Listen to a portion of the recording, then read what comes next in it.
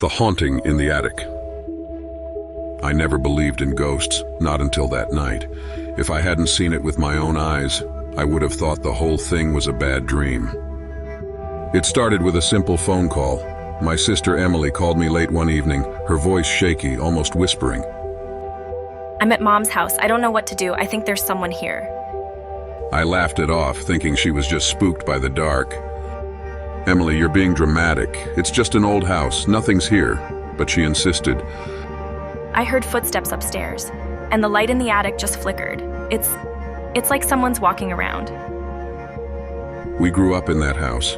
It had always been creaky, but we'd never felt anything strange. Emily had moved back in after our mom passed away a few months ago, and I hadn't seen any reason to visit. But hearing the panic in her voice made me uneasy. I'm calling the cops. She said, but before I could stop her, the line went dead. I grabbed my keys, drove straight to her place, heart pounding the entire way. I had almost reached the end of the street when my phone buzzed with a text. It was Emily. I don't think I'm alone. Please hurry. I pulled up in front of the house and noticed the door was wide open. The porch light was dim, but I could make out her figure standing there, trembling. Emily, I shouted as I rushed up the steps, but she didn't respond. She just stared at me with wide eyes, almost frozen. Something was wrong. Come inside, I urged, but she didn't move. Her face was pale, lips barely parting. She whispered, Did you hear that? The door upstairs just slammed shut. I froze. There was no wind, no storm. The night was eerily quiet. I pushed past her into the house, and the familiar scent of old wood and dust hit me. It was colder inside than I remembered, but it wasn't until I reached the foot of the stairs that the real chill set in. I heard it. Footsteps, slow and deliberate, coming from the attic above us.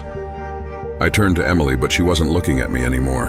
Her eyes were fixed on something above, her mouth parted as if she was about to speak, but no words came out. Emily? I called again, panic rising in my chest. Then the footsteps stopped, and the attic door creaked open. A shadow, tall and thin, stretched across the staircase. It moved, slowly, deliberately. I felt something cold brush my arm.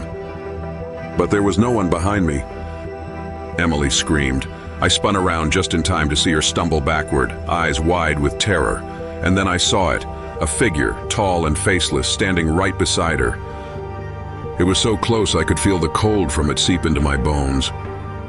Then everything went black. I woke up on the floor, heart racing, gasping for air. Emily was gone. The house was silent. I don't know what happened to her that night. The police found no sign of a struggle, and no one ever saw her again. But that thing in the attic? It's still there. Every time I drive past the house, I swear I can see something watching me from the upstairs window. And every night I hear it, the footsteps coming closer. It's only a matter of time before it comes for me, too.